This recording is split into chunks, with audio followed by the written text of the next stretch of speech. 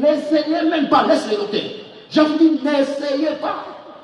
J'ai une bonne, je vous dis que j'ai des armes, mon entourage est inquiète. Si vous osez les toucher, n'essayez même pas. Jésus dit dans Jean 8,40, vous cherchez à me faire mourir. Moi, un être humain qui vous a dit la vérité que j'ai entendue de Dieu. Cela, Abraham ne l'a pas fait. Vous faites l'œuvre de votre père qui est le diable. Qu'est-ce qu'il veut dire? Le prophète Ali sallallahu alayhi wa sallam dit que je veux qu'il répète ça. Vas-y frère. Il n'aura pas ce culot-là de répéter ça.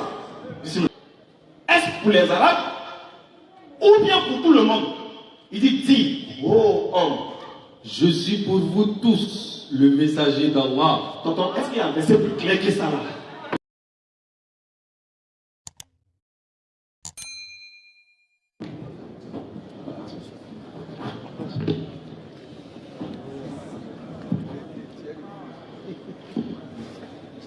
Le frère a lancé un défi. Je ne peux pas sortir ici. Je vous en prie. Il ne faut pas faire la diversion. Moi, je ne suis pas venu faire la comédie. Je paye les billets uniquement pour ça. Avant de sortir, il faut me montrer Coran, tradition, Bible. Si vous voyez un seul endroit Jésus est déclaré pécheur, je ferme ma Bible et je deviens musulman ce soir. Alors, frère, quand tu prends des versets sans avoir l'esprit de la lettre, c'est compliqué. Alors, retenez. Vous me donnez un travail. Matthieu 3, il dit que Jésus est dans le péché parce que le baptême des gens, c'était pour la repentance et pour le péché. Je vous ai toujours dit, quand vous faites les débats avec moi, il faut bien lire. Jésus, il ne s'est jamais fait baptiser à cause du péché. Notez ça pour toute la vie. Matthieu chapitre 3, verset 13. Matthieu 3, verset... Matthieu combien? Matthieu chapitre 3, verset 13 à 14. Matthieu 3, 16. Ok. 13. Ah, pardon. Matthieu 3, verset 13. Matthieu 3, 13. Allons-y. Alors Jésus vint de la Galilée au Jourdain vers Jean pour être baptisé par lui. Ensuite, oui. Alors Jésus vint de la Galilée au Jourdain vers Jean pour être baptisé par lui. Mais Jean s'y opposait. Il faut répondre. Mais après, pourquoi Jean s'y opposait? Continue. Ok. Attends.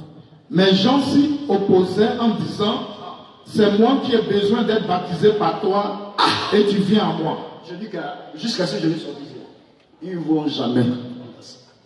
Continuez, pasteur. Jésus lui répondit, laisse faire maintenant car il est convenable. Écoutez, doucement. Il est convenable. Doucement, pasteur. Voilà la raison que Jésus s'est fait baptiser devant Jean. Il est quoi? Laisse maintenant. Il est 14, pasteur. Oui, allez-y. Mais Jean s'y opposait en disant, c'est moi qui ai besoin d'être baptisé par toi et tu viens à moi. Jean devait être baptisé par Jésus. J'ai la réponse, mais il faut répondre. Continuez. Jésus lui répondit, laisse faire maintenant, car il est convenable que nous accomplissions ainsi tout ce qui est juste. Jésus s'est fait baptiser pour accomplir ce qui est juste, non parce qu'il avait le péché. Alors, d'ici, si quelqu'un me répond dans toute la foule, ce qui est juste, je me fais baptiser là. Parce que vous n'aurez jamais ça. Il y a des gens qui ont ça. Alors, je vais donner même une minute. Alors, il dit encore quoi? Que Jésus, sa mission était restreinte. Alors, je vais démontrer avec les saillies aussi. Je ne sais pas si tu ramènes ça. Alors. Je ne sais pas vraiment, c'est vrai. Je vous ai dit quitter là-bas, laissez les docteurs, vous vous ennuyez pour me faire parler. Mon billet pas un cadeau vraiment, Seigneur. Que Dieu me console. Ah ouais. Ça va. On a prêché. Alors, écoutez. Je suis dans les saïds musulmans, c'est-à-dire l'authentique des musulmans. Je ne vais pas falsifier ça. Voilà. Voilà ce qui est écrit, page 119, paragraphe 196. Excusez-moi si je peux prononcer mal le mot arabe, je ne suis pas arabe. Selon Jaber ben Abdullah, le messager d'Allah, que la paix soit sur lui, dit à chaque prophète une prière, une mission. Il n'est pas en train de se dédouaner ici. Ça veut dire qu'à chaque prophète, une prière, une mission dont il s'est déjà acquitté au sein de sa nation. Ça veut dire quoi? Jésus, quand il vient en Israël, il vient dans sa nation. Il avait une mission pour les Juifs et pour l'humanité tout entière. Si tu dis le contraire, j'ai une bonne... N'essayez même pas de toucher là. N'essayez même pas, laisse les noter. Je vous dis, n'essayez pas. J'ai une bonne... Je vous dis que j'ai des armes, mais mon entourage est inquiète.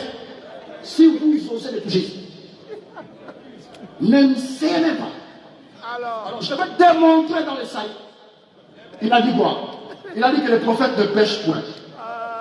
Je suis ici dans les Tasfir Ben Katim. L'exégèse, l'explication du Coran sur la sourate 47, verset 19. Voilà ce qui est écrit.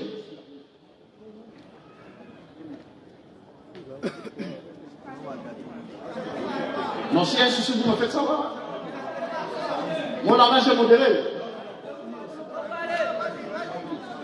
Ah, c'est pas moi. Ah, ok. Parce que je vois les gens s'agitent de partout.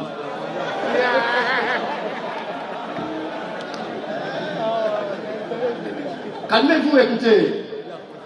Écoutez l'exégèse. Voilà. Voilà l'explication de la sourate 47, verset 19. Toi, tu as l'autorité de contredire le Ben Katim. Tu vas commencer comment? Doucement, je dis sourate 47, c'est comme ça vous faites la divulgation. Ah, frère, quand je dis 47, qu'est-ce que tu veux comprendre? 49, c'est pas 47. Je dis 47. C'est 49. C'est vrai ça. Bon, réalisons ensemble. Réalisons ensemble, 49. Réalisons 49. Non! Il a dit quoi? 49, hein? 49, ok, vérifions 49. Allons-y. 49. Merci. 49, verset 13. Vous allez faire vraiment... Elle ne sert pas. Oh, vous voyez la diversion? Moi, je suis en train d'expliquer ici. Vous êtes présent, hein? Moi, je suis simplement assis. Le serpent ancien. Le serpent ancien. Je voulais quand même pour détailler. Sauf pourquoi ils ont peur que je lise ça? Allez-vous? Vous savez, c'est ma peur que je lis ça. Amen. Il a dit que le prophète ne pêche point. Alors j'ai lu l'explication du Coran 47, sourate chapitre 47. La sourate porte les noms du prophète. Je peux lire même le Coran plus que toi. Tu veux faire la comédie avec moi? Alors voilà ce qui est écrit. Voilà ce qui est écrit. Suivez très bien.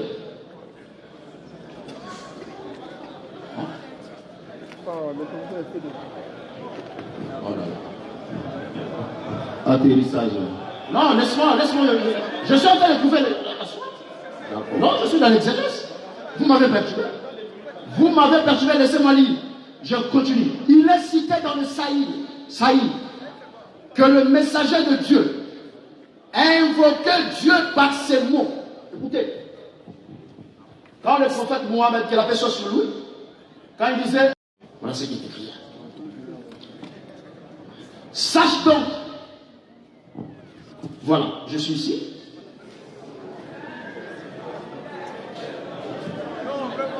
Il est cité dans le Saïd que le messager de Dieu invoquait Dieu par ses mots. Dieu, pardonne-moi mes péchés. En présence avec sa délégation, Inch'Allah, on a soyez les bienvenus. Merci. Atakbir, j'aimerais d'abord revenir sur les propos du pasteur à côté. Vous voyez, c'est ce que l'on appelle la malhonnêteté intellectuelle et la mauvaise foi dans le domaine de l'interreligieux. C'est la mauvaise foi. Ce qu'il vient de faire. Non, calmez-vous, ne soyez pas agités, expliquons aux gens. Or, quand son gars faisait, il était content. Quand il y a eu la réplique, il me demande, non mais calmez-vous. Vous savez, le Seigneur, il est calme. On va expliquer aux gens. Il faut dire ça à ton voisin. Parce que pour vous, crier veut dire que je dis la vérité. Non, on crie plus fort que vous aussi. Pour montrer que ça, là, on a ça dans le gosier. Donc ne dites pas que non, calmez-vous. Non, on répond à l'insensé selon sa folie. C'est écrit dans la Bible. Voilà. Merci. Donc, dis à ton gars de se calmer, tu nous trouveras calme. Et puis nous, on est très calme. Sauf que c'est la force des arguments ici qui parle. Voilà. On parle avec autorité parce qu'on est... Allah dit qu'il est derrière nous. Donc on n'a pas peur. Voilà. Maintenant, tu dis que quiconque, quand on dit quiconque là, c'est quiconque.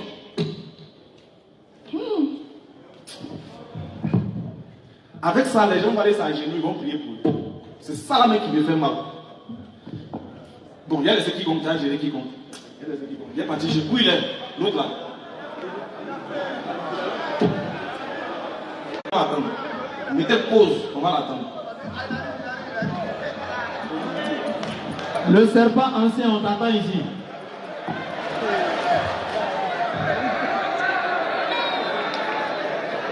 On va l'attendre, aujourd'hui il va arriver. Tellement que les arguments t'ont sonné, tu as eu besoin d'aller dans les toilettes.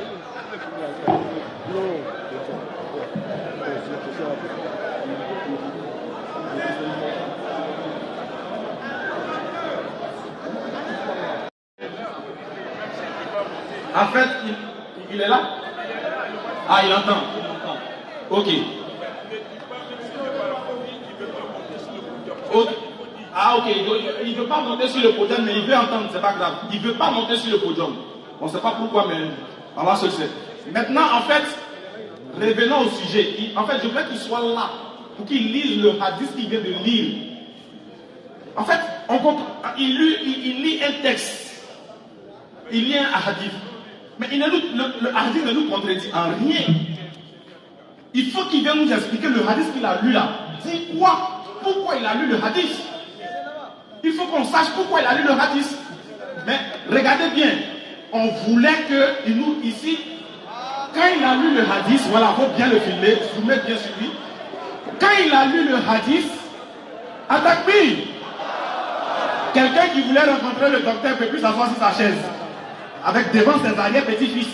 Déjà ça tremble. Il a lu le hadith de Muslim. On voulait bien comprendre qu'est-ce qu'il veut dire. Le prophète Ali sallallahu alayhi wa sallam dit que chaque prophète a été envoyé pour son peuple en fonction de sa mission. Est-ce que c'est faux? Oui, c'est vrai. On va lire notre hadith. Il voulait nous faire comprendre comme si le prophète a dit. Il lit le hadith alors que le hadith ne dit pas ça. On va écouter le hadith où le prophète parle du champ de la mission, des missions de chaque prophète, y compris lui-même. Quelle est la différence entre les autres prophètes et le prophète en ce qui concerne la mission? On va le lire. Ici, mon frère. Ici. Écoutez bien. D'après Jabir ibn Abdullah, On est pas. Vas-y, frère. l'envoyé de Dieu, Oui. sallallahu alayhi wa sallam, a dit: L'envoyé de Dieu dit, oui. il m'a été accordé 5 choses qu'aucun prophète avant moi n'avait obtenues. Écoutez bien, 5 choses qu'aucun prophète avant moi n'avait obtenues. Écoutez bien les mots. Avant lui, le prophète Mohammed n'avait obtenu ce qui va être cité. Écoutez bien. Vas-y. Pendant un mois de marche, Oui. j'ai été protégé par la seule terreur. Première des choses. Vas-y. Que j'insiste pire. La terre m'a été assignée comme oratoire. Deuxième des choses. Vas-y. Et pour moi, Oui. son sol est pur. Aussi en quelques endroits qu'il soit à l'heure de la prière. Exactement. Vas-y. Les fidèles de ma communauté doivent prier. J'ai été autorisé à m'approprier le butin. Ça fait partie des choses. Vas-y. Les autres prophètes n'ont été envoyés qu'auprès de leur peuple spécialement. Oui. Tandis que moi, j'ai été envoyé auprès de l'humanité tout entière. Voilà. Voilà le texte qui est clair. Voilà pourquoi je dis qu'ils viennent répéter la sourate 49, verset 13, où il est dit: ô homme, Et je ne vais pas laisser cette question, même dans la série des questions, je vais insister dessus.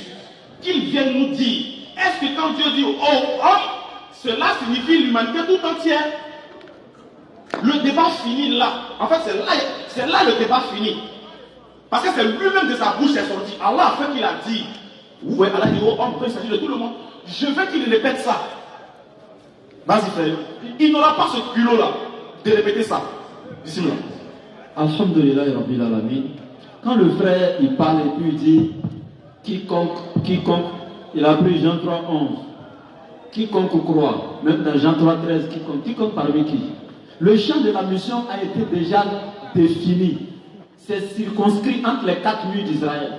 Quand l'Éternel déclare que Jésus est sauveur pour Israël, et que Jésus lui-même vient confirmer, je n'ai été envoyé qu'aux brebis perdues de la maison d'Israël. Donc quand il dit maintenant quiconque parmi qui? Quiconque parmi les enfants d'Israël? On va lire Exode chapitre 19, verset 12. Tu fixeras au milieu, au peuple des limites, aux alentours, oui. Et tu diras, gardez-vous de monter sur la montagne et d'en toucher le bord. Quiconque touchera la montagne sera puni de mort. C'était toute l'humanité ou bien c'était au peuple auquel il parlait? C'est Moïse, bien sûr. Arrête ça. Quiconque c'est parmi qui? Les enfants d'Israël, tout simplement. Si je dis ici, quiconque parmi vous a une question qu'il la pose, est-ce que je parle de tout Abidjan? Non. Parmi vous qui êtes présents ici, arrêtez ça. On allait à l'école. Maintenant ici, quand il dit, vous prenez Jean 3, en personne n'est monté au ciel, c'est le fils de l'homme qui est descendu du ciel, etc. Enoch est monté au ciel, Élie est monté au ciel. Lisez la Bible, pasteur. Et on va continuer encore. Vas-y, excuse-moi mon frère. Excuse-moi. Le pasteur venait de dire que ici, l'œuvre du salut, il faut qu'on explique c'est quoi le salut. Et pour eux, le fait d'être sauvé, c'est que Dieu, bon, sauf si le coup le contraire, sauf c'est que Dieu, qui est Jésus, par exemple, est venu mourir. C'est-à-dire que l'œuvre du salut, c'est de mourir. C'est ce qu'il a dit. C'est clair. C'est ce qu'il a dit. C'est clair. Pour eux, Jésus nous sauve en mourant. C'est ce qu'il a dit, lui, pasteur. Effectivement. Peut-être que je me trompe. C'est ça. Il a dit ça. Je vais toucher ça tout de suite. Là. Il a dit. Ok, effectivement. Vous voyez pourquoi je suis un peu dessus? Parce que le niveau du débat est tellement bas. Je m'attendais à un niveau de débat tellement élevé avec surtout ce soi-disant docteur. Et je me suis rendu compte que les mêmes choses qu'on traite chaque jour dans les rues en passant là, c'est les mêmes choses qu'il a pris pour que ça soit ici. J'ai posé des questions depuis le début. J'ai cru qu'il allait relever un seul défi de tous les défis que j'ai lancés. Il n'a pas donné un seul verset où un apôtre de Jésus a prêché à un non-israélite. Ça n'existe pas. Aucun verset depuis le début jusqu'ici. Tu as 3 fois 15 minutes. Son frère est là, qui a encore une aide pour lui. Non pas. Maintenant, regardez. Lui, il était là-dessus. Là. Il dit non, quand Jésus était sur la croix, il a dit Père, pardonne-leur, quand ils ne savent pas ce qu'ils font. Mais attendez. Pour vous, Jésus est sur la croix pour que l'humanité soit sauvée. Donc l'acte qui va sauver l'humanité, qui est la mort de Jésus, ça doit être un acte salvateur. Ça devrait être une bonne action. Parce que l'objectif serait pour vous de sauver l'humanité. Mais quand Jésus dit Père, pardonne-leur, est-ce qu'on peut pardonner pour une bonne action? On peut demander pardon pour une bonne action? Non. Si c'était une bonne action qu'il soit sur la croix pour sauver l'humanité, pourquoi il dit pardonne-leur? Est-ce qu'on demande pardon pour une bonne action? Arrêtez ça. Jésus dit dans Jean 8, 40, vous cherchez à me faire mourir. Moi, un être humain qui vous a dit la vérité que j'ai entendue de Dieu. Cela, Abraham ne l'a pas fait. Vous faites l'œuvre de votre père qui est le diable. Chercher à faire mourir Jésus est une œuvre diabolique et ne peut en aucun cas être un acte salvateur pour l'humanité. Ça n'existe pas dans la Bible. Maintenant, mon frère, on va aller dans Jean chapitre 17, verset 4. Vous me lisez ça rapidement. Écoutez très bien cet enseignement-là. Jean chapitre 17, verset 4. J'ai posé une question ici. Quand vous voulez que Jésus soit le sauveur de l'humanité, il sauve avec quoi? Il sauve par quel moyen? Comment il sauve? 2 pasteurs de votre envergure. De surcroît, un docteur qui est assis là, il n'a pas pu répondre à la question. Il ne sait pas. C'est-à-dire que tes fidèles chrétiens sont là. Tu ne peux pas leur dire comment Jésus sauve. Devant nous les musulmans aujourd'hui. Vas-y, dis-moi le verset. Jean 17, verset 4. Jean chapitre 17, verset 4, écoutez. Je t'ai glorifié sur la terre. C'est Jésus qui parle à Dieu. J'ai achevé l'œuvre que tu m'as donnée à faire. Il dit, je t'ai glorifié sur la terre et j'ai achevé l'œuvre que tu m'as donnée à faire. La question que je pose au pasteur ici. Quand Jésus faisait cette prière, est-ce qu'il était mort? Non. Leur prétendu mort, là, Jésus n'avait pas encore goûté à ça. Et il dit à Dieu qu'il a fini l'œuvre. Si l'œuvre était devenue mourir pour sauver l'humanité, pourquoi il dit j'ai achevé l'œuvre alors qu'il n'est pas encore mort? Mais regardez, quelle était l'œuvre? Je vais te donner ça dans ta Bible. Il faut me lire rapidement. Luc chapitre 4, verset 43 à 44. Je termine là-bas et donne la parole à mon frère. Luc 4, 43 à 44, rapidement. Luc 4, 43. Mais il leur dit, il faut aussi que j'annonce aux autres villes la bonne nouvelle du royaume de Dieu, car c'est pour cela que j'ai été envoyé. Jésus est plus que clair. Il faut que j'annonce aussi la bonne nouvelle du royaume des cieux aux autres villes, car le cas, c'est pour justifier la cause. Ou bien vous n'êtes pas là à l'école. La cause de la... Pourquoi il est venu sur la terre là? C'est pour annoncer la bonne nouvelle du royaume des cieux aux autres villes, car c'est pour cela que j'ai été envoyé, et non pour mourir sur la croix. Et quand on parle de bonne nouvelle, on parle de l'évangile. Et quand il a fini d'annoncer l'évangile, dans Jean 17, quand il dit, Père, j'ai achevé l'œuvre que tu m'as donné à faire. C'est la parole que Jésus a prêchée qui était salvatrice pour les enfants d'Israël. Jean chapitre 12, verset 48 à 50. La parole que j'annonce, le Père me l'a dite. Je l'ai dit comme le Père me l'a dit. C'est Jésus qui parle. Et il dit, et cette parole, c'est elle qui les jugera au dernier jour. Donc, pasteur, on vous demande, je donne la parole à mon frère, on vous demande de trouver ici un seul verset qui montre que Jésus a été envoyé à toute l'humanité, vous n'avez pas pu faire. Hein? Un seul verset où un disciple de Jésus a prêché un homme israélite, vous n'avez pas pu faire. De nous montrer comment Jésus sauve, vous n'avez pas pu faire. Maintenant, je ne sais pas pourquoi on est là. Merci beaucoup. Qu'il y rentre. N'est-ce pas? Bien sûr, c'est simple. Nous, on va encore donner des versets du Coran qui prouvent et qui attestent que le prophète Muhammad est certes le sauveur de l'humanité. On a déjà défini le mot sauveur. On a déjà défini. C'est faire sortir des gens des ténèbres à la lumière, enlever quelque chose. Mais il y a un mot. Regardez bien, les gens qui cherchent où c'est écrit sauveur, je me baptise. On n'a pas besoin de toi. Nous, on ne baptise pas en islam, pardon. C'est je vous l'avais vous mouiller. Surah 7, verset 157. Écoutez des versets comme ça. Et puis, en fait, ils lisent, mais ils ne percent pas là. En fait, ils ne rentrent pas en profondeur des Écritures. Pendant 5 ans, le pauvre monsieur a lu le Coran. Mais il dit, il n'a pas vu le salut. Le prophète Mohammed n'est pas sauveur. Tu as lu. Mais est-ce que tu as compris? Bien sûr. Ceux qui suivent le messager. Ceux qui suivent le messager Muhammad, non, son nom est trop chic. Et je t'aime le prophète Mohammed. Vas-y, frère. Le prophète illettré. Oui. Qu'il trouve écrit. Qu'il trouve écrit. Mentionné chez eux. Dans la Torah et dans l'évangile. Vas-y, frère. Il leur ordonne le convenable. Écoutez bien la mission du prophète. On va voir si ça ne s'est pas sauvé. Il leur ordonne le convenable. C'est-à-dire, il vous montre ce qui est bien, il vous ordonne ce qui est bien. Mais ensuite, leur défend le blâmable. Et il vous interdit de faire ce qui est mauvais. Vas-y. Leur rend licite les bonnes choses. Il vous rend licite les bonnes choses, oui. Leur interdit les mauvaises. Leur interdit les mauvaises, oui. Regardez. Et leur ôte le fardeau et les jougs qui étaient sur eux. J'ai dit, hein, quand on dit le prophète est venu nous ôter des fardeaux et des jougs qui étaient sur nous là-haut, ça veut dire quoi? Il est venu t'ôter des... Hein? C'est pas des mains. Non, Jésus est mort pour me... On dit quoi? Écoutez ça. Il vous ôte. Il n'est pas mort pour faire ça. Il ne meurt pas. Il est vivant. Il vient vous ôter des fardeaux et du joug qui pesait sur nous. Ça veut dire, en d'autres termes, on était lourd des péchés, lourd des problèmes. Et notre sort là, c'était l'enfer s'il n'était pas là. Et lui, il vient pour nous décharger de ce fardeau-là, de rendre compte de chaque action que nous avons menée sur la terre, devant Allah. Il va nous ôter de ça. Voilà pourquoi c'est lui le prophète Mohammed qui est notre intercesseur. Et ça, il le fait dès son vivant. Pour vous là, il doit se tuer pour que vous soyez sauvés. Non, nous, pour nous, il est là. Il nous ordonne le convenable. Il nous interdit le blâmable. Et puis, il nous ôte des fardeaux. Vous chantez ça à l'église, non? Quand tu es fatigué, si tu as trop de fardeaux, Jésus enlève ça. Non? Écoute, on dit le prophète Mohammed, il vous ôte les fardeaux. Ouais, tonton. Tes fardeaux là, on dit lui, il enlève ça. Tu veux pas? Hein? Il enlève ça comment? Attends, mais t'es d'accord, comment qu'il enlève? Il y a pour une question depuis la série de questions-réponses, vous allez répondre. Jésus aussi, il vous sauve comment? Non, déjà, le texte, il a déjà expliqué. Regarde, comment il enlève le joug là? Voilà, regarde. Relis le texte. Tu vas comprendre comment il enlève. Vas-y. Ceux qui suivent le messager. On le suit.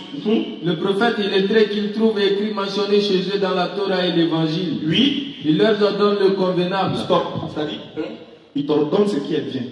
Parce que si tu n'as pas ordonné, il t'a pas fait savoir ce qui est bien, tu ne peux pas savoir. Il t'ordonne ce qui est bien. Il te met sur le droit chemin. Vas-y. Leur défend le blâmable. Et il te défend de faire ce qui va te condamner plus tard. Vas-y. Leur rend licite les bonnes choses. En te rendant licite ce qui est bien, oui. Leur interdit les mauvaises. Et en t'interdisant ce qui est mauvais. Du coup, en tant que doué d'intelligence, quelqu'un qui raisonne et quelqu'un qui comprend le but de l'envoi de son messager, qui lui dit non, on ne va pas là, on fait ça, il sait que le but c'est pour atteindre un objectif bien précis, une destination. N'est-ce pas? Merci de remuer ta tête, ça veut dire que tu as compris. Continue.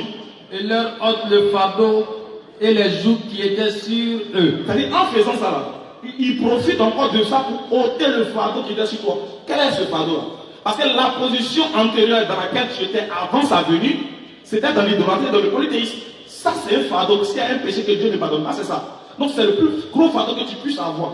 Donc, quand lui, en tant que messager, vient, t'ordonne ce qui est bien, il t'interdit ce qui est mauvais, et puis il ôte le joug de fardeau, il enlève le poids qui pesait sur toi, qui allait faire que toi, tu allais aller en enfer. Lui, il enlève ça. Tu vois, donc, mais c'est pas fini, continue. Continue, le verset prochain, suivant. Voilà. Dis, ô homme. Tu as vu, là maintenant, Allah lui autorise maintenant, vu qu'il va ôter le fardeau de qui? Est-ce pour les Arabes ou bien pour tout le monde? Il dit, dis, ô homme. Je suis pour vous tous le messager d'Allah. Tonton, est-ce qu'il y a un verset plus clair que ça là? Tu attends, non? Il dit, ô homme, tonton, je suis. C'est ça, on dit quelqu'un qui est clair. Et ça, de tel propos, je peux mourir dessus. Là, on sait que je suis mort sur la parole d'un prophète. Il dit, je suis, oh homme, je suis pour vous tous, sans exception, noir, blanc, arabe, jaune, tout. Je suis pour vous tous le messager d'Allah. C'est ça, c'est ce qu'on veut de vous. C'est ce qu'on voulait que Jésus nous dise. Oh homme, ou bien oh humanité, je suis pour vous tous votre messager. Ça n'existe pas. Maintenant, vous êtes venus vous coller à quelque chose qui vous n'appartient pas. Voilà pourquoi Paul dit, vous êtes comme les branches de l'olivier sauvage, coupés et greffés à l'olivier franc, contrairement à votre nature. Vous là, vous êtes le concord de l'alliance. C'est-à-dire que voilà pourquoi là, regarde, dans la Bible, Jésus a pris exemple sur vous. La hausse. C'est-à-dire qu'ils ont préparé la nourriture à l'encontre des gens. Comme ils ne sont pas venus, et que le peur que la nourriture se détériore, le maître maintenant demande aux gens d'appeler tous ceux qui sont dehors à venir manger cette nourriture. C'est-à-dire à l'origine, cette nourriture n'est pas préparée pour vous. Il demande, est-ce que Mohamed est sauvé? Bon. Excuse-moi. Excuse-moi, Goyen. Comme tu as posé une très belle question. Je vais lire un verset du Coran pour voir s'il est sauvé ou pas. On fait ça? C'est bon? Ok, Surat 46, verset 13. Tu es propre, frère. Congratulations. Il y a un Coran introduit. C'est que nous, on pourrait faire de ça une conférence. Là, tu poses des questions, puis on répond. Ça n'allait même pas être un débat, c'était mieux. Vas-y, frère. Surat 49. Oui. 46. Surat 46. Au verset 13. Vas-y. Ceux qui disent notre Seigneur est Allah. Stop. Écoutez bien le verset. Ceux qui disent notre Seigneur est Allah. Parfait. Honnêtement, est-ce que le prophète dit que son Seigneur c'est Allah? Je veux juste savoir honnêtement. Ok, vas-y. Il dit ceux qui disent notre Seigneur est Allah. C'est que lui-même est dedans, parce que c'est lui qui est venu nous dire que notre Seigneur c'est. Continue. Et qui ensuite se tiennent sur le droit chemin. Ok. Ils ne doivent avoir aucune crainte. Quand on dit ils ne doivent avoir aucune crainte, ça veut dire quoi? Ils ne doivent pas avoir peur. Donc il nous rassure de ne pas avoir peur. Pourquoi? Vas-y. Et ne seront point affligés. Il nous annonce qu'on ne sera point. Il n'a pas dit pas. Point. C'est pas pas. Pas, c'est pas point. Il dit vous ne serez point affligés. Ça c'est la négation absolue. Il dit vous ne serez point. Ça ne va jamais arriver. Continue. Ceux-là, Ceux-là, ceux qui disent que leur Seigneur est Allah, et puis ensuite ils se tiennent sur le droit chemin. Ceux-là, oui. ceux-là sont les gens du paradis où ils demeureront éternellement. Quand tu as le paradis, là tu vas. Non, mais toi, moi. Hey, hey, hey, hey, hey.